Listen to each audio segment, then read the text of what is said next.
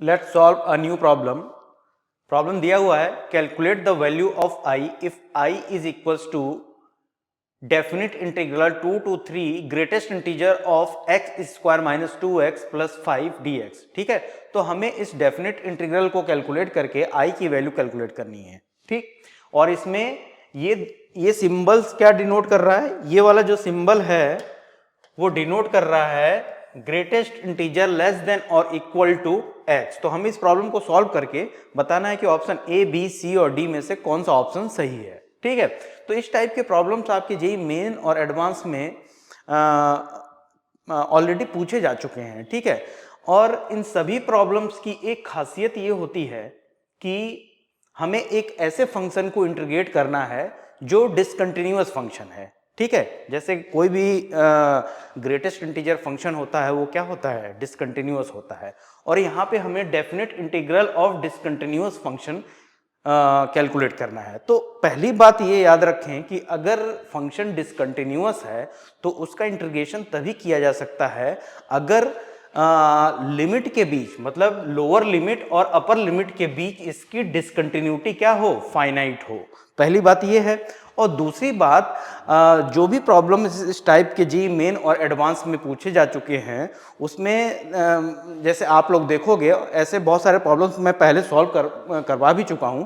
और अगर इन प्रॉब्लम्स को आप देखोगे तो ये पाओगे कि ये जो ब्रैकेट के अंदर वाला जो फंक्शन है, ब्रैकेट के अंदर वाला, यहाँ पे क्या है? एक क्वाड्रेटिक फंक्शन है यहाँ पे। जैसे इस वाले मैं फंक्शन की बात करूं, f1x is equal to x square minus 2x plus 5। ठीक है, तो ये ब्रैकेट के अंदर जो फंक्शन है वो क्या होता है?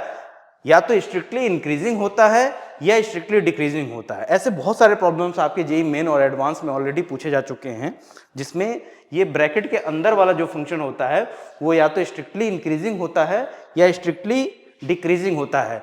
कब होता है? इन लोअर लिमिट और अपर लिमिट के बीच। तो सबसे पहले हम लोग यहाँ पे क्या चेक करेंगे कि ये फंक्शन स्ट्रिक्टली इंक्रीजिंग है या स्ट्रिक्टली डिक्रीजिंग है। इसके लिए क्या करना पड़ेगा आपको? इसके लिए जस्ट इस फंक्शन f1x का फर्स्ट डेरिवेटिव कैलकुलेट कर लो। जैसे हम लोग इसका फर्स्ट डेरिवेटिव कैलकुलेट करते हैं f डैश x, तो ये क्या हो जाएगा? ये हो जाएगा 2x माइनस 2, यानी ये हो जाएगा 2 कॉमन ले लोगे तो x माइनस 1। अब ये चेक कर लो कि लोअर लिमिट और अपर लिमिट यानी 2 और 3 के बीच ये फंक्शन क्या है? f dash x greater than 0 है या लेस देन 0 है। ठीक है, तो अगर तुम चेक करोगे तो तुम पाओगे कि ये ग्रेटर देन 0 है। इसका मतलब क्या हुआ? 2 और 3 के बीच ये फंक्शन क्या है? फंक्शन क्या है? स्ट्रिक्टली इंक्रीजिंग फंक्शन है। ठीक है, इतनी बात समझ में आई? अगर 2 और 3 के बीच ये फंक्शन f1x स्ट्रिक्टली इंक्रीजिंग है तो 2 पर ये क्या देगा? मिनिमम वैल्यू देगा, और 3 पर क्या देगा? मैक्सिमम वैल्यू देगा। ठीक, तो इस टाइप के जो फंक्शन को हम लोग जैसे इंटीग्रेट करेंगे तो हमें क्या करेंगे? ये जो इंटीग्रेशन आपको दिया हुआ है, जो लिमिट दिया हुआ है, इस लिमिट को हम लोग ब्रेक करेंगे पॉइंट ऑफ डिसकंटिन्यूटी पे। तो सबसे पहला मोटिव हमारा ये होना चाहिए कि हम कैसे भी इस फंक्शन के पॉइंट ऑफ डिसकंटिन्यूटी को कैलकुलेट कर लें। किस फंक्शन के? इस वाले फंक्शन की। ये जो फंक्शन दिया हुआ है ये, इसको मान लिया हम लोगों ने fx, इसको मान लिया हम लोगों ने fx। मतलब अगर हम fx के पॉइंट ऑफ डिसकंटिन्यूटी को कैलकुलेट कर लें तो हम लोग क्या करेंगे? इस लिमिट को हम लोग पॉइंट ऑफ डिसकंटिन्यूटी पर ब्रेक करके इसके इंटीग्रेशन को क्या कर सकते हैं? कैलकुलेट कर सकते हैं। ठीक है, तो देखो हम लोग क्या करेंगे, कैसे हम लोग इसको सॉल्व करेंगे। तो यहां पे देखो f1x मैंने बताया कि ये स्ट्रिक्टली इंक्रीजिंग है, तो 2 पर क्या ही देगा? अगर 2 और 3 के बीच f1x ये जो फंक्शन है स्ट्रिक्टली इंक्रीजिंग है तो x इज इक्वल टू 2 पे यानी लोअर लिमिट पे ये मिनिमम वैल्यू देगा। यानी x की वैल्यू जब 2 होगी तो fx की वैल्यू हम लोग कैलकुलेट कर सकते हैं नहीं? f1x की वैल्यू हम लोग कैलकुलेट कर सकते हैं। इसकी वैल्यू क्या हो जाएगी? इसकी वैल्यू हो जाएगी 2 स्क्वायर माइनस 2 इंटू 2 प्लस क्या हो जाएगा? 5 हो जाएगा, और इसकी वैल्यू क्या आ जाएगी? 5 आ जाएगी। जब x इज इक्वल टू 3 है यानी अपर लिमिट पे मैं f1x की वैल्यू कैलकुलेट करना चाहता हूं। ठीक है। f1x की वैल्यू x इक्वल टू 3 पे कैलकुलेट करना चाहता हूं तो इसकी वैल्यू क्या हो जाएगी, f1 3 पे मैं कैलकुलेट करूं तो इसकी value 3 to the power 2 minus 2 into 3 plus 5, इसकी वैल्यू क्या आ जाएगी, इसको सॉल्व करोगे तो 9 माइनस 6 यानी 8 आ जाएगी। ठीक है, इतनी बात समझ में आई आपको? ठीक है, इसका मतलब क्या हुआ, देखो इसका मतलब क्या हुआ कि जब x की वैल्यू 2 और 3 के बीच है, 2 एंड 3 के बीच है, तो fx की वैल्यू कहां से कहां तक वेरी कर रही है, f1x की वैल्यू कहां से कहां तक वेरी कर रही है, हम लोगों ने इसके अंदर वाले फंक्शन को f1x माना है। ठीक है, तो f1x की वैल्यू कहां से कहां तक वेरी कर रही है, f1x की वैल्यू वेरी कर रही है 5 to 8। ठीक, अब हमें इंटीग्रेट किसको करना है, हमें इंटीग्रेट करना है f1 की ग्रेटेस्ट इंटीजर फंक्शन को, f1 के ग्रेटेस्ट इंटीजर फंक्शन को इंटीग्रेट करना है। तो हम लोग क्या करेंगे कि हम लोग ये कैलकुलेट कर लेंगे कि f1x 5 और 8 के बीच किन किन पॉइंट्स पर ये इंटीग्रल वैल्यू देगा। तो f1x की वैल्यू क्या होगी, 5 और 8 के बीच एक इंटीग्रल वैल्यू 6 आएगी और दूसरी 7 आएगी। इतनी बात समझ में आई? अब 6 और 7 पे हम लोग x की वैल्यू कैलकुलेट कर सकते हैं या नहीं, यानी हमने यहाँ पे कैलकुलेट कर लिया, जब x की वैल्यू 2 है तो f1x की वैल्यू 5 है, x की वैल्यू जब 3 है तो f1x की वैल्यू 8 है। यहाँ पे f1x की वैल्यू 6 दी हुई है, तो क्या हम लोग x की वैल्यू कैलकुलेट कर सकते हैं? Yes we can calculate. कैसे करेंगे, यहाँ पे आपको जस्ट ये करना है कि f1x को 6 के बराबर पुट कर देना है, और f1x क्या है, यहाँ पे f1x है x square minus 2x plus 3, यानी ये क्या हो जाएगा, x square minus 2x plus 5 है, इसकी वैल्यू क्या हो जाएगी, 6 हो जाएगी, और इसको सॉल्व करोगे तो क्या हो जाएगा, x square minus 2x minus 1 is equal to 0। ठीक है, अब देखो इस क्वाड्रेटिक इक्वेशन को हम लोग कैसे सॉल्व करेंगे, we can solve this quadratic equation by using Shridharacharya method. तो कैसे कैलकुलेट करोगे, इसकी वैल्यू हो जाएगी 2 प्लस माइनस बी स्क्वायर क्या हो जाएगा, 4 हो जाएगा, बी स्क्वायर माइनस 4ac, यानी यहां पे क्या हो जाएगा, प्लस 4 हो जाएगा बाई 2 हो जाएगा। इसको सॉल्व करोगे तो ये क्या आ जाएगा, 1 प्लस माइनस रूट 2। ठीक है, तो इसको सॉल्व करने के बाद हमें x की दो वैल्यू मिली, पहली वैल्यू मिल गई x की 1 माइनस रूट 2 और दूसरी वैल्यू मिली 1 प्लस रूट 2। ठीक है, अब देखो 2 और 3 के बीच इन कौन सी वैल्यू को हम लोग लेंगे और किस वैल्यू को रिजेक्ट कर देंगे। 1 माइनस रूट 2 एक क्या देगा, एक नेगेटिव वैल्यू देगा, जबकि f1x की वैल्यू 6 है, तो x की वैल्यू हम लोग कैलकुलेट कर रहे हैं 2 और 3 के बीच, यानी जो भी वैल्यू आएगी वो 2 से बड़ी होगी और 3 से छोटी होगी, यानी पॉजिटिव वैल्यू होगी। इसका मतलब हमें x की ये वाली वैल्यू लेनी पड़ेगी और इस वैल्यू को हम लोग क्या कर देंगे, रिजेक्ट कर देंगे। ठीक है, तो जब f1x 6 है तो उस समय x की वैल्यू क्या होगी आपकी, 1 प्लस रूट 2। इतनी बात समझ में आई? अब सिमिलरली हम लोग कैलकुलेट कर सकते हैं, जब f1x की वैल्यू 7 है तो उस समय x की वैल्यू क्या है। तो इसको सॉल्व करने के लिए हम लोग कैसे सॉल्व करेंगे, देखो यहां पे इसको सॉल्व करने के लिए I need some space,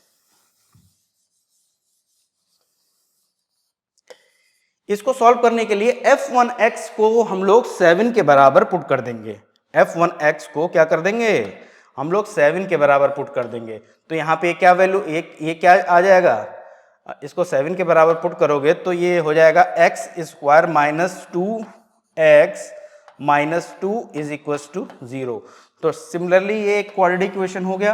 quadratic equation को हम लोग इसके रूट्स कैलकुलेट करेंगे, यानी x की वैल्यू हमें कैलकुलेट करनी है, इसके रूट्स कैलकुलेट करेंगे बाय यूजिंग श्रीधराचार्य मेथड।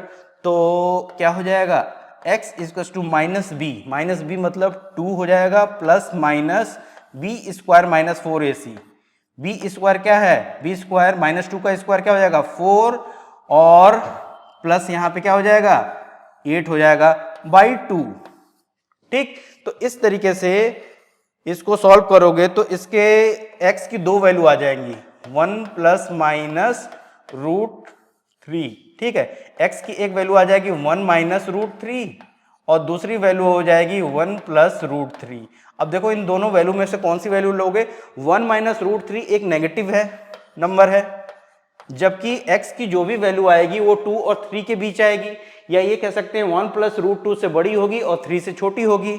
ठीक है, इतनी बात समझ में आई, यानी ये कह सकते हैं कि जो भी वैल्यू आएगी वो पॉजिटिव वैल्यू आएगी। तो हम क्या करेंगे, 1 प्लस रूट 2 की इस वैल्यू को ले लेंगे और इस वैल्यू को डिस्कार्ड कर देंगे, यानी f1x की वैल्यू जब 7 है तो उस समय x की वैल्यू क्या हो जाएगी, 1 प्लस रूट 3। ठीक, इस तरीके से हम लोगों को x की अलग अलग वैल्यू पे f1x की अलग अलग वैल्यू मिल गई। ठीक है, अब हमें क्या करना है, हम एक हाइपोथेटिकल ग्राफ ड्रॉ करने जा रहे हैं। हम सबसे पहले f1x का ग्राफ ड्रॉ करेंगे, फिर इस ग्राफ की सहायता से हम लोग किसका ग्राफ ड्रॉ करेंगे, हम लोग fx का ग्राफ ड्रॉ करेंगे। ठीक, fx क्या है, fx है ग्रेटेस्ट इंटीजर ऑफ f1x। ठीक है, तो सबसे पहले हम लोग एक हाइपोथेटिकल ग्राफ f1x का ड्रॉ करने जा रहे हैं। यहाँ पे हम लोग जैसे अगर ये ग्राफ ड्रॉ करते हैं तो इसके लिए मुझे क्या करना पड़ेगा, मुझे एक कार्टेशियन कोऑर्डिनेट प्लेन ड्रॉ करना पड़ेगा। क्या ड्रॉ करना पड़ेगा, कार्टेशियन कोऑर्डिनेट प्लेन। तो यहाँ पे मैंने एक कार्टेशियन कोऑर्डिनेट प्लेन ड्रॉ कर दिया। कार्टेशियन कोऑर्डिनेट प्लेन में ये जो एक्सिस है, ये एक्सिस x एक्सिस और ये y एक्सिस। अब हमारे पास डाटास कौन सी हैं, हमारे पास ये डेटास हैं। ये इन डेटास की सहायता से हम लोग क्या करेंगे, एक हाइपोथेटिकल ग्राफ ड्रॉ करेंगे f1x का। ठीक है, ये y क्या है, सबसे पहले हम लोग f1x का ग्राफ ड्रॉ करेंगे। ठीक है, फिर उसके बाद किसका ग्राफ ड्रॉ करेंगे, fx का ग्राफ ड्रॉ करेंगे। fx क्या है, fx है ग्रेटेस्ट इंटीजर ऑफ f1x। तो यहां पे देखो जब x की वैल्यू 2 है तो f1x की वैल्यू क्या है, 5 है। यानी अगर मैं इस पॉइंट को 2 मान लूं, ठीक, तो मैं इन इंटीजर्स को y एक्सिस पे प्लॉट कर देता हूं। जैसे मैंने प्लॉट कर दिया यहाँ पे 5, फिर मैंने प्लॉट कर दिया, देखो पहले मैं इस टाइप से ग्राफ ड्रॉ करते हैं, मान लो इस टाइप से ग्राफ होगा। ठीक है, जब वैल्यू 2 है तो f1x की वैल्यू क्या, 5 है। जब x की वैल्यू 1 प्लस रूट 2 है, 1 प्लस रूट 2 है, यानी यहां पे कुछ होगा 1 प्लस रूट 2, उस समय f1x की वैल्यू क्या है, उस समय f1x की वैल्यू है 6 है, ये 6 हो गई। अब क्या है कि जब x की वैल्यू 1 प्लस रूट 3 है, जब x की वैल्यू क्या है, जैसे x की वैल्यू होगी 1 प्लस रूट 3, तो उस समय f1x की वैल्यू क्या है, उस समय f1x की वैल्यू है 7। ठीक, जब x की वैल्यू 3 है, जब x की वैल्यू यहां पे 3 होगी, उस समय क्या है, f1x की वैल्यू है आपका 8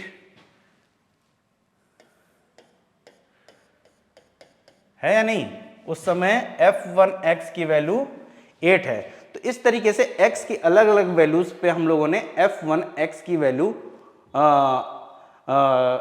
पॉइंट आउट करके एक ग्राफ ड्रॉ कर दिया, एक हाइपोथेटिकल ग्राफ हम लोगों ने क्या कर दिया, ड्रॉ कर दिया। अब हम लोग ड्रॉ करने जा रहे हैं रियल ग्राफ ऑफ fx।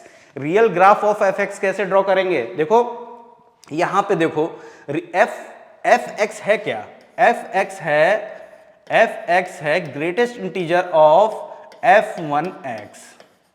क्या है, fx है ग्रेटेस्ट इंटीजर ऑफ f1x।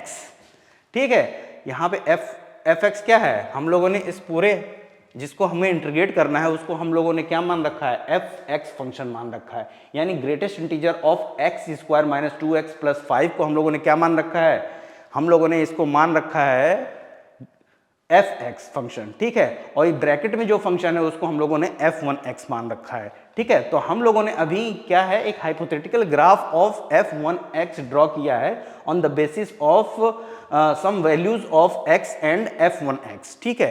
अब हम लोग क्या करने जा रहे हैं, real graph of f(x) draw करने जा रहे हैं। अब f(x) क्या है, f(x) है यहाँ पे ग्रेटेस्ट इंटीजर ऑफ f1x। तो देखो जब x की वैल्यू 2 और 1 प्लस रूट 2 के बीच है, उस समय f1x की वैल्यू कहां से कहां तक वेरी कर रही है, 5 से 6 के बीच है। तो अगर कोई भी वैल्यू 5 और 6 के बीच है तो उसका ग्रेटेस्ट इंटीजर लोगे तो ग्रेटेस्ट इंटीजर क्या आएगा, ग्रेटेस्ट इंटीजर हमेशा आएगा 5, ठीक है। तो यानी ग्राफ के इस पोर्शन यानी f1x के इस पोर्शन का अगर हम ग्रेटेस्ट इंटीजर लें तो क्या आ जाएगा, अगर हम इस पोर्शन का ग्रेटेस्ट इंटीजर लें तो 5 आ जाएगा, यहाँ पे 5 हो जाएगा। और ये जो ग्राफ मिलेगा वो किसका ग्राफ मिलेगा, f(x) का ग्राफ मिलेगा। सिमिलरली अगर मैं x की इस रेंज की बात करूं, यानी x जब 1 प्लस रूट 2 से बड़ा हो और 1 प्लस रूट 3 से छोटा हो, ठीक है, x की इन वैल्यूज के लिए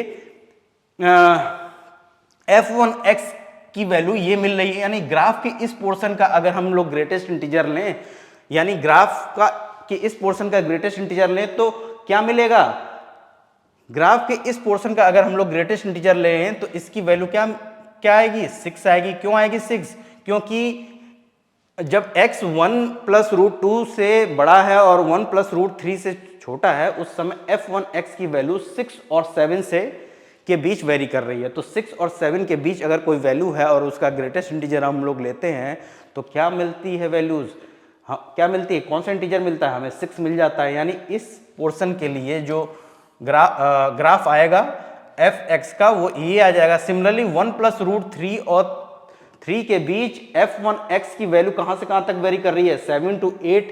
यानी ग्राफ के इस पोर्शन का अगर हम लोग ग्रेटेस्ट इंटीजर लेंगे तो क्या आ जाएगा, ये आ जाएगा। यानी ये जो मैंने ग्रीन लाइन से ये ग्राफ ड्रॉ किया है, ये ग्राफ किसका है, ये f(x) का है। अब हमें इंटीग्रेट किसको करना है, हमें इंटीग्रेट करना है, i की वैल्यू कैलकुलेट करनी है, हमें इंटीग्रेट करना है 2 to 3 f(x) को, f(x) को क्या करना है, इंटीग्रेट करना है। तो इसको कैसे इंटीग्रेट करोगे, इंटीग्रेट करने के दो तरीके हैं, या तो ग्राफिकल अप्रोच से क्या कर लो, ग्राफिकल अप्रोच से इन एरिया को कैलकुलेट कर लो। ये रेक्टेंगल्स बन गई, 3 रेक्टेंगल्स बन गई यहाँ पे, इन एरिया की वैल्यूज को कैलकुलेट कर लोगे। एरिया की वैल्यूज कैसे कैलकुलेट करोगे, इस रेक्टेंगल का एरिया कैलकुलेट करोगे, जैसे पहले रेक्टेंगल का एरिया कैलकुलेट करोगे, ये पहला रेक्टेंगल, ये दूसरा और ये तीसरा रेक्टेंगल। अगर इसका एरिया कैलकुलेट करोगे तो विड्थ इंटू हाइट, हाइट क्या है 5 और विड्थ क्या है 1 प्लस रूट 2 माइनस 2। सिमिलरली इस रेक्टेंगल का एरिया कैलकुलेट कर सकते हैं और इस रेक्टेंगल का एरिया कैलकुलेट कर सकते हैं। इन तीनों एरिया को हम लोग ऐड कर देंगे तो आई की वैल्यू मिल जाएगी। या तो ये मेथड है, या तो क्या करो, पॉइंट ऑफ डिसकंटिन्यूटी पे इस इंटीग्रेशन को ब्रेक कर लो। तो पॉइंट ऑफ डिसकंटिन्यूटी कौन कौन सी हैं, एक ये पॉइंट 1 प्लस रूट 2 है और दूसरी क्या है 1 प्लस रूट 3 है। क्यों है ये पॉइंट ऑफ डिसकंटिन्यूटी, क्योंकि अगर 1 प्लस रूट 2 इस पॉइंट पे x की इस वैल्यू पे देखोगे तो यहाँ पे 1 यूनिट का जंप है, f(x) के ग्राफ में क्या है 1 यूनिट का जंप है। यानी x equal to 1 plus root 2 पे ये फंक्शन क्या है, ये फंक्शन डिसकंटिन्यूअस है, तो ये पॉइंट ऑफ डिसकंटिन्यूटी है। सिमिलरली 1 प्लस रूट 3 पे भी ये फंक्शन f(x) क्या है, ये f(x) डिसकंटिन्यूअस फंक्शन है, 1 यूनिट का जंप है, इसलिए 1 plus root 3 x equal to 1 plus root 3 जो ये वैल्यू है ये भी क्या हो जाएगी पॉइंट ऑफ डिसकंटिन्यूटी। तो हम लोग क्या करेंगे, हम लोग इस इंटीग्रेशन को पॉइंट ऑफ डिसकंटिन्यूटी पर ब्रेक कर लेंगे। कैसे ब्रेक करेंगे, 2 to 1 प्लस रूट 2 के बीच f(x) की वैल्यू क्या है, f(x) की वैल्यू 5 है, ठीक, dx प्लस ये रूट 2 है, 1 प्लस रूट 2 से 1 प्लस रूट 3 के बीच f(x) की वैल्यू क्या है, यानी 1 प्लस रूट 2 से 1 प्लस रूट 3 के बीच f(x) की वैल्यू क्या है 6 है। तो यहां पे हम लोग 6 dx लिखेंगे plus 1 plus root 3 to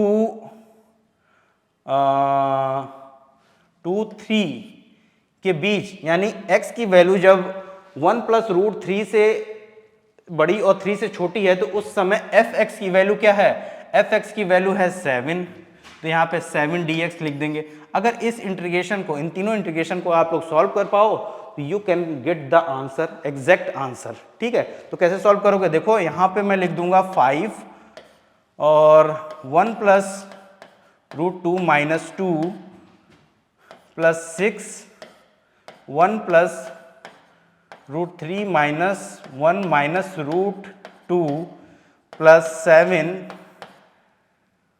3 minus 1 minus root 3। ठीक, अब इसको सॉल्व करोगे तो आंसर क्या मिलेगा, आपको आंसर मिलेगा 9 माइनस रूट 2 माइनस रूट 3, ये मिल जाएगा आपका आंसर। तो this will be your right answer. ठीक है, ये आपका क्या होगा, ये आपका राइट आंसर होगा। ठीक, तो ऑप्शन नंबर ए जो है वो आपका क्या हो जाएगा, वो सही राइट आंसर हो जाएगा। अब देखो, एक तो ये है कि पॉइंट ऑफ डिसकंटिन्यूटी पे इस इंटीग्रेशन को आपने ब्रेक कर दिया। ठीक है, अभी मैंने बताया था कि अगर इन एरिया को कैलकुलेट कर लो, तो जैसे मैं फर्स्ट रेक्टेंगल के एरिया को कैलकुलेट करूं तो क्या, कैसे कैलकुलेट कर पाऊंगा, विड्थ इंटू हाइट। विड्थ क्या है, विड्थ ये है विड्थ, और हाइट क्या है, हाइट ये है। ठीक है, विड्थ कैसे कैलकुलेट करोगे, विड्थ कैलकुलेट करने के लिए 1 प्लस रूट 2 माइनस 2 इंटू 5, ठीक, प्लस इस रेक्टेंगल का एरिया, रेक्टेंगल नंबर 2 का एरिया, इसकी विड्थ कैसे कैलकुलेट करोगे, 1 plus root 3 minus 1 minus root 2। ठीक, और इसकी हाइट क्या है, इसकी हाइट 6 है, प्लस इस रेक्टेंगल का एरिया, रेक्टेंगल नंबर 3 का एरिया अगर कैलकुलेट करोगे तो इसकी विड्थ क्या हो जाएगी, 3 माइनस, इसकी विड्थ होगी 3 minus 1 minus root 3 into 7।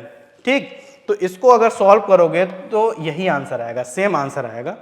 Solve करके देख लेना। ठीक है, तो ये दोनों ही मेथड है, ये ग्राफिकल अप्रोच हो गया और ये इंटीग्रेशन को ब्रेक करके पॉइंट ऑफ डिसकंटिन्यूटी पे। ठीक है, तो ये दोनों ही मेथड से इस प्रॉब्लम को क्या कर सकते हैं हम लोग,